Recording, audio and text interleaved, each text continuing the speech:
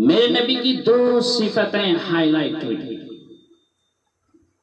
اور بھی تو بہت ساری ہو سکتی تھی، قاب قوسین بھی تو تھی، او ادنیٰ بھی تو تھی، واللیل بھی تو تھی، سیاہ زلفوں والا، والضحیٰ بھی تو تھی، روشن چہرے والا، لیکن آپ کی صفت کیا ہائی لائٹ ہوئی؟ بولو کیا ہوئی؟ امانت داری، صادق اور امانت داری۔ میرے ساتھ پوچھیں کہ مولانا صاحب سارے دین کا خلاصہ 2 لفظوں میں بتائیں، تو میرے پاس 2 لفظ ہیں جو میں سارے دین کا خلاصہ بتاتا ہوں، 2 لفظ، سچائی اور امانت داری۔ پھر آپ مجھ سے کہیں کہ مولانا صاحب ساری دنیا کا کفر 2 لفظوں میں بتائیں، تو میرے پاس 2 لفظ ہیں، جھوٹ اور خیانت۔ پوری دنیا کا کفر اس کے اندر چھپا ہوا ہے، پوری دنیا کا اسلام اس کے اندر چھپا ہوا ہے۔ سچائی اور امانت داری یہ ایک بیج کی طرح ہے کہ پورا اسلام یہ باغ بن کر پھل پھولتا ہے۔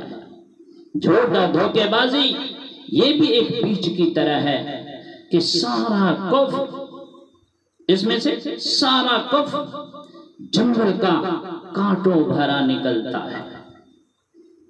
تو میرے معاشرے سے جھوٹ نکل جائے، دھوکہ نکل جائے، تو پھر یہ ہندوستان جنت کا ایک ٹکڑا ہے۔ حضرت جریر رضی اللہ عنہ، حضرت جریر بن عبداللہ رضی اللہ عنہ، یہ یمن کے شہزادے تھے، آخر میں حج کے موقع پر اسلام لائے۔ انہوں نے اپنے نوکر سے کہا کہ جاؤ اور ایک منڈی سے گھوڑا خرید کر لاؤ، پیمنٹ میں اس کو یہی دے دوں گا۔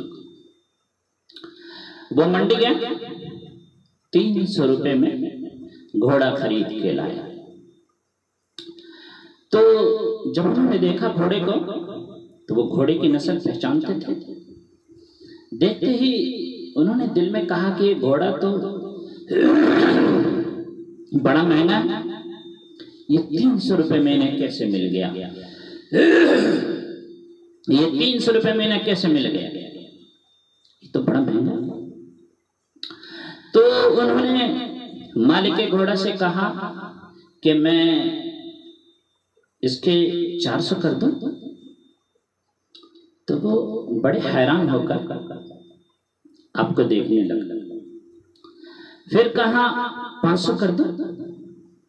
600 کر دوں؟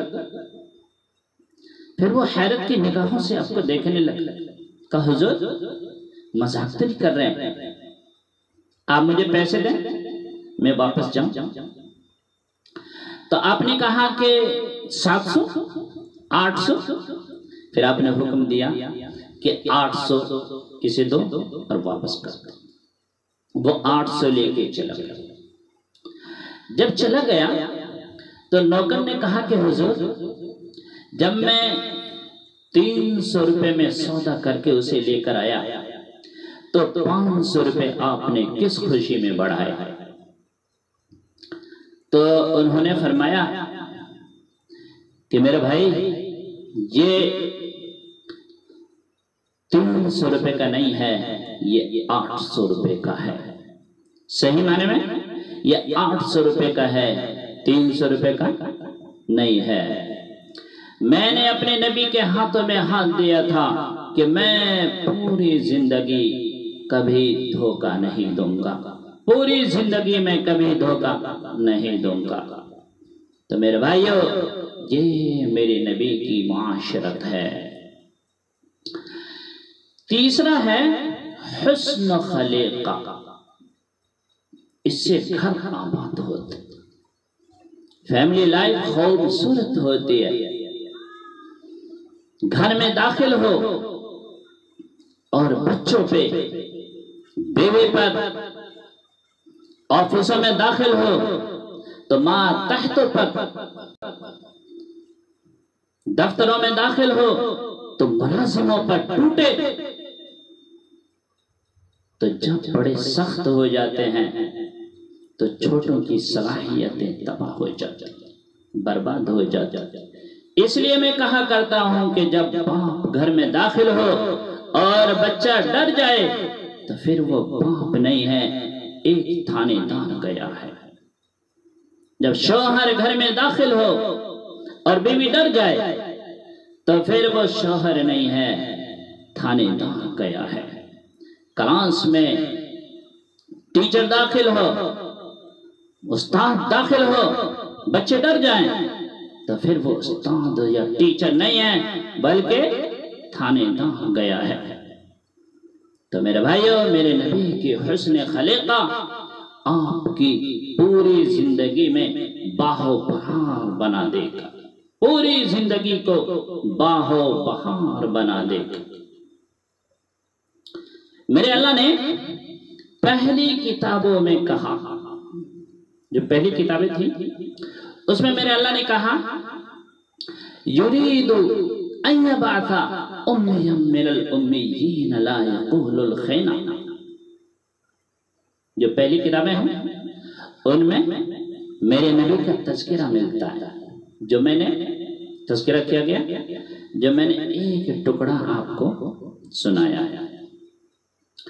فرمایا کہ میں ایسا نبی بھیجوں گا جو پوری زندگی بھر کسی کو کوئی دکھ دینے والا ایک لفظ بھی نہیں بولے گا۔ ایسا نبی بھیجوں گا میں، ایسا نبی بھیجوں گا جو چاند کے 2 ٹکڑے کر دے گا، یہ بھی صحیح تھا۔ میں ایسا نبی بھیجوں گا جو معراج کراؤں گا، وہ بھی صحیح تھا۔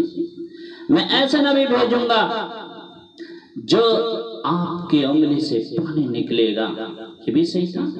لیکن یہ بات نہیں کہی بلکہ معاشرے کے لیے کیا کہی کہ میں ایسا نبی بھیجوں گا جو پوری زندگی بھر کوئی بھی ایک ایسا لفظ نہیں بولے گا جس سے کسی کو تکلیف ہو، دکھ ہو، کسی کی عزت پہ پڑے، کوئی ایسا سخت لفظ بولے کہ جو باہر نکل کے آنسو بہائے۔ ایسا نبی بھیجوں گا جو پوری زندگی بھر کسی کو کوئی ایسا لفظ نہیں بولے گا جس سے دکھ، درد کسی کے بھی دل میں پیدا ہو۔ چوتھا فرمایا عفت فی طعمت، میرے امت رزق حلال کمانا، حرام نہ کمانا، حلال کمانا۔ من امسا قالا بعمل یدہ امسا مغفور لہ، جو صبح سے شام تک حلال کمانے میں تھکتا ہے اللہ اس کے اس دن کے سارے گناہ معاف فرما دیتے۔ حلال تھوڑا ہوتا ہے، حرام زیادہ ہوتا ہے۔ حلال میں برکت ہوتی ہے، حرام میں برکت نہیں ہوتی۔ ایک پرانی بات ہے، مجھے یاد آ گئی۔ ایک بڑے اللہ والے نیک بندے تھے، ان کے پاس 2 صاحب آئے ملنے۔ تو ان میں سے ایک نے کہا کہ حضور مجھے آپ میرے لیے آپ دعا کر دیں کہ اللہ مجھے رزق حلال دے، پر مجھے دیکھیں سبب، رزق حلال دے پر بہت زیادہ دے۔